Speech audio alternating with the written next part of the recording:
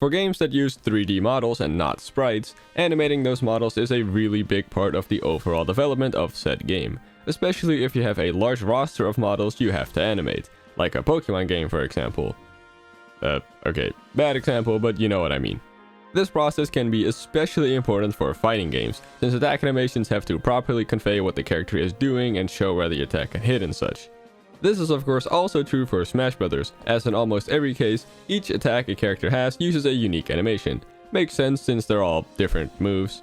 But the Smash animation team definitely had some fun with this, as some animations hide some cool little details that are very easy to overlook. For example, did you know that Terry holds his hat during his up air so that it doesn't fall off? Or that if you land during Luigi's forward air, he hits his hand on the ground and has a painful expression on his face as he waves the pain from his hand. I thought it would be fun to go over a lot of these cool, missable animations that I was able to find. Maybe if people like this idea enough, I can go over even more of them in the future, but for now let's just focus on the ones I have.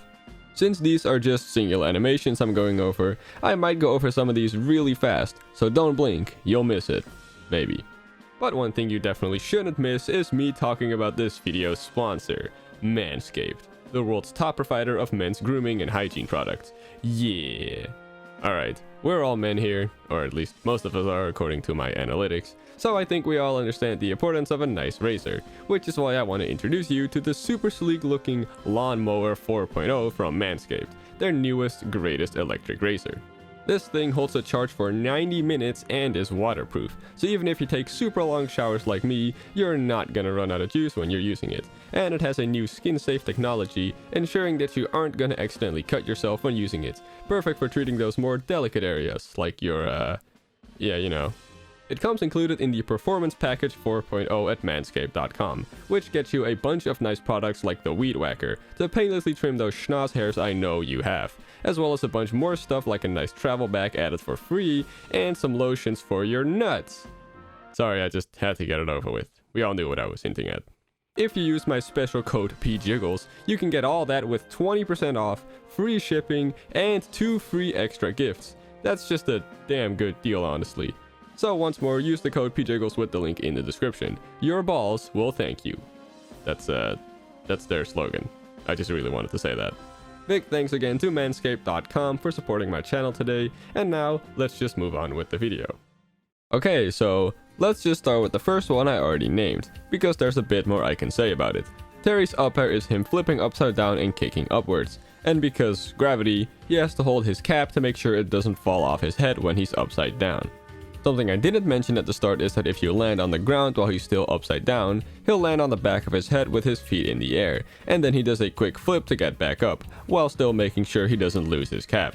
Pretty much every character has a different landing animation if you land during an aerial, so I won't be mentioning them unless they actually have something interesting about them, like with Terry's up air. One last Terry thing, right before he does power dunk, he flips his hat backwards when he jumps, and then he readjusts it again when the attack is over. And when I say he flips it right before he jumps, I mean he does it almost in an instant. It's super fast. I don't know why he feels the need to do this, maybe so his brim doesn't get in the way or something. Now there isn't really much more I can say that I didn't already say in the opening with Luigi's forward air. He just hits his hand on the ground if you land with it, and then he quickly waves the paint off his hand. Something else I can say about Luigi though has to do with his side special, Green Missile. Normally it's just a charge move that sends him flying forwards, but it has a small chance to be a misfire instead, which launches him a lot further with way more power, as I'm sure you're already well aware. But what you might not know is that if you get a misfire, he actually spins around while flying, which he doesn't normally do. It's really hard to see because of how fast it happens and also the flames around him, so here's an example in slow motion with the visual effects turned off. This is one of those hard to notice details that they didn't have to do at all, but I really love. I guess they either did it just for fun, or to make misfire sillier, since it's a pretty wacky attack. Anyways, Mega Man, the one and only blue bomber, I think. Anyways, his neutral special has him throwing a metal blade in one of 8 directions, just like in Mega Man 2. However, you can only have one in battle at a time, so if you try it in quick succession, or if an opponent is holding one, then he just fails, and looks at his hand in complete shock. You can also fail to throw it backwards, but you can't really see his facial expression in that case, though I assume it's just the same as the shocked one. Alright, so did you know that during the attacks where Corrin creates these spear things with his limbs, he actually extends his fingers and toes? Yeah. It's most easily visible with side special. If you do it to the left, you can clearly see both the individual fingers being stretched out and his knuckles. And here's the worst part. During down air, he extends his toes. Or at least it's supposedly his toes. But when you go in for a close look, you can see that there's still hands because of the thumbs. Either way, gross. And yeah, this is probably why Corrin is barefoot all the time. Maybe.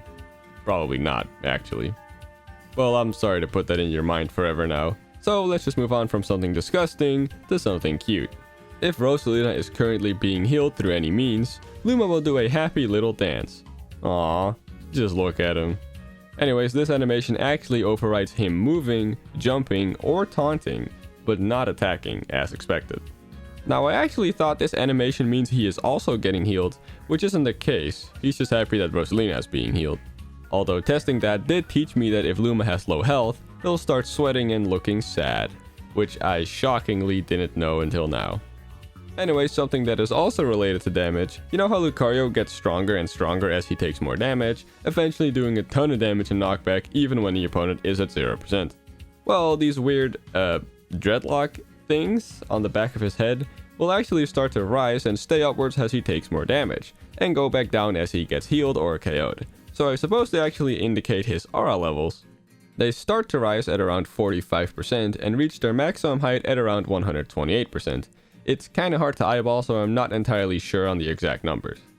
That all aside, as neat as this may be, I wish I never found out about it, as it makes me extremely uncomfortable.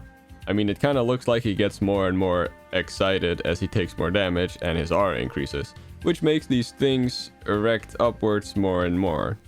I wasn't really sure what those things are supposed to be anyways, but now I guess they're just 4 giant dicks on the back of his head. Very cool, Lucario. At least they look good. Maybe Lucario used my special Manscaped code with the link in the description. Wink wink.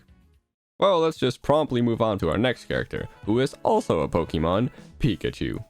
According to a lot of different Pokédex entries over the years, Pikachus store electricities in the sacs on their cheeks, specifically at those red dots.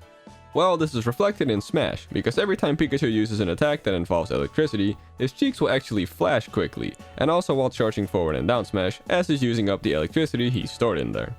I think that's really neat, but he actually has 3 attacks that clearly use electricity but don't make his cheeks flash, namely his Pummel, Forward Throw, and most surprising of all, Volt Tackle, his final smash. You know, his ultimate attack where he uses a ton of lightning. Neither at the start nor at the end do his cheeks flash. Another thing that's interesting to me is that his cheeks also flash during his up special, Quick Attack, which in Pokemon is a normal type move, not an electric type move. So it doesn't really make sense for his cheeks to flash during it. Naturally, this also applies to Pichu, which is especially important for them since every move that uses electricity does self-damage, though this makes it even stranger that their cheeks don't flash during Pummel, Forward Throw, and Volt Tackle, since those also cause self-damage. Here's a really simple one that's something you'd never see in an actual match. If you drop a hand grenade on the floor as Snake and then walk slightly out of the explosion range, he will get spooked when it explodes and cover his ears. Very nice touch. And yes, you do actually have to stand somewhat close to the grenade when it goes off for this to happen. It's not a global thing. And speaking of that, it also only works with your own grenades, so this doesn't happen if, for example, another Snake drops the grenade. And one other thing I love about this is that it actually also works for Kirby if he copies Snake's neutral special. He gets his own unique animation for his grenade going off near him. That's awesome. Duck Hunt Duo has something very similar, like almost the exact same thing. You probably already know about the gimmick with neutral special, where you can send it flying forwards a bit by pressing the button again from anywhere. But if you do this while the can is still on the ground and close to Duck Hunt, he'll actually crouch down and cover his eyes briefly. If you get an enemy to stand on top of the can and then shoot it, they actually get hit by the bullet first and then the can's explosion. It happens almost instantly, so here it is in slow motion. Duck Hunt, or at least the Duck Hunt that the can belongs to, is immune to this bullet hitbox, so you can stand right on top of the can and shoot it without them getting hurt, and you'll get the hiding animation every time. Well, until their can explodes, that is. And now I regret to inform you that Kirby does not have this animation if he uses Duck Hunt's neutral special. although he is still immune to the bullets of his own copied neutral special. If you ever get a Smash 6, let me tell ya, this better be in it. Don't let your own son down, Sakurai. One last thing about this move that you probably already know about, but I'm gonna tell you anyways. For the first 4 times you shoot it, a new bullet hole will actually be added onto it. Every shot after that won't add another one. And now I'd like to talk to you about a super cool little animation detail that's actually not in this game. It'll make sense, trust me. So in Smash you have 2 levels of jumping, which the community calls short hops and full hops. And as the names imply, they're just 2 different heights that the characters can jump. And as far as I can tell, on every character, both of them share the exact same animation. Now in Smash Bros. Brawl, Samus would activate the boosters on the back of her suit for a short bit whenever she full hops, but not short hops. Essentially, she just activates them during the full hop so she gets a bit more height, and that's such a cool little detail in my opinion. This was kept in Smash 4 because, you know, it's cool and stuff. No real reason to remove it, except, oh wait, they removed it in Ultimate. Why? Yeah, now she always activates them, whether she full hops or short hops. That's a shame. No idea why they felt the need to change such a small detail. In turn, however, she got a cool new detail in this game, and that's that the green lights on her suit, namely her visor, briefly change to blue when using her side special where she shoots missiles, which is a reference to how in the first Metroid game, the lights on her suit turning blue is what indicates that you are in missile shooting mode. Okay, let's move on, but let's stay on Samus's boosters for a bit longer. During her final smash, she will activate them at full power in an attempt to not go flying backwards from the force of the huge laser she is shooting. I thought that was pretty neat. Okay, something a bit more interesting. Dark Samus is the only Echo fighter that has a different animation for their neutral special compared to their non-Echo counterpart, most easily distinguishable by Samus keeping both hands on her arm cannon while Dark Samus does not. Now that's cool on its own, but what I really wanted to mention is that this is also reflected onto Kirby.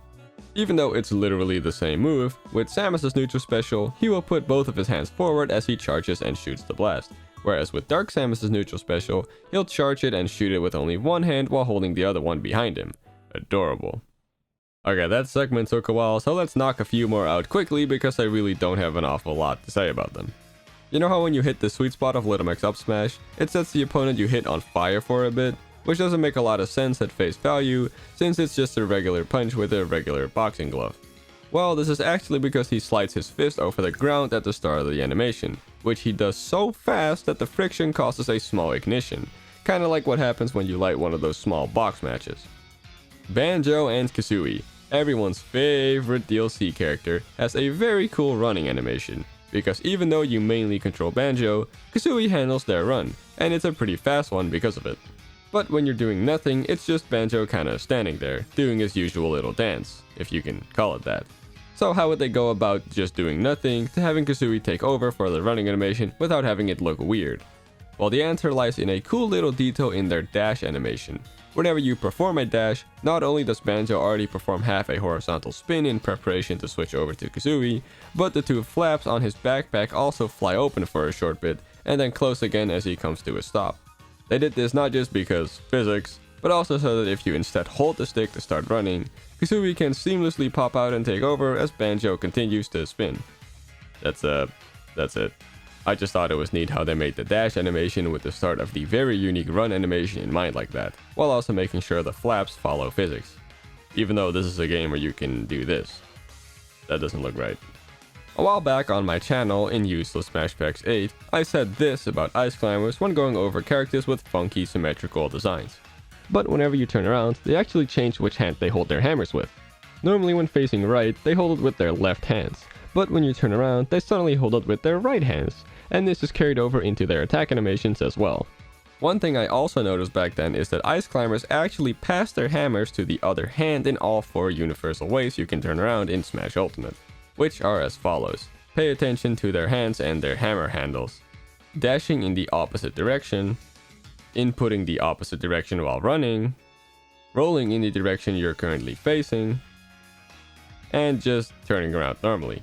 Very neat that they made sure it makes sense for them to suddenly attack with different hands.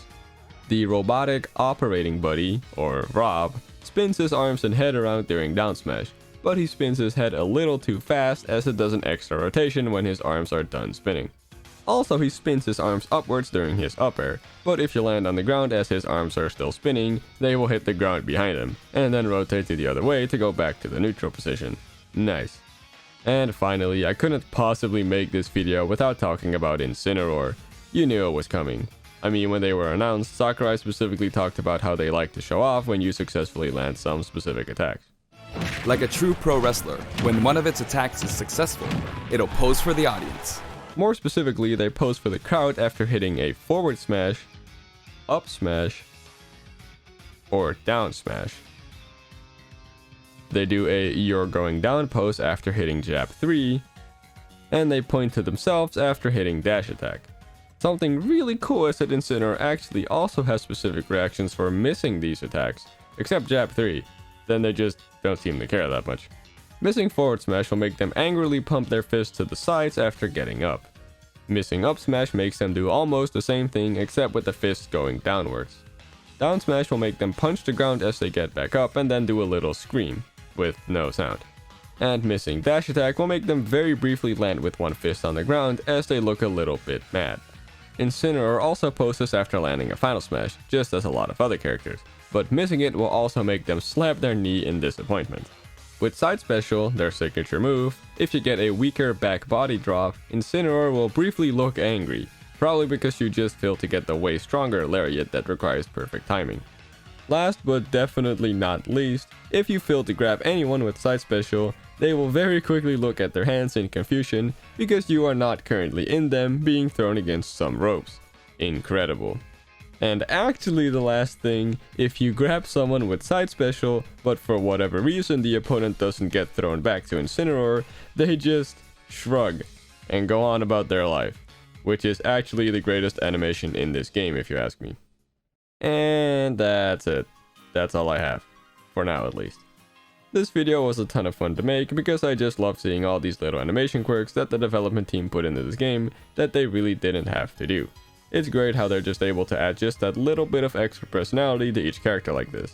Anyways, yeah, as usual when I do something new, if people enjoyed this enough, I might do this again later. But even if I don't, I'd still love to hear some more fun missable animations you may know about. So if you got any, be sure to drop them in the comments and I'll check them out in the game. I don't really have much more to say here. This is a pretty random video idea, not gonna lie. I'll be back soon with something I've been wanting to do for a very long time, but I had to hold off on it until every DLC character was released. So when they announced the second Fighter's Pass after announcing Terry, that idea kinda got delayed by almost 2 years. Anyways, if you enjoyed this video, hit that subscribe button, like, for real. I would love to hit 300,000 subscribers this year. That would be awesome. Like this video as well if you enjoyed it, because it makes YouTube's algorithm be a lot nicer to me. And with that, I hope to see you soon. Bye bye.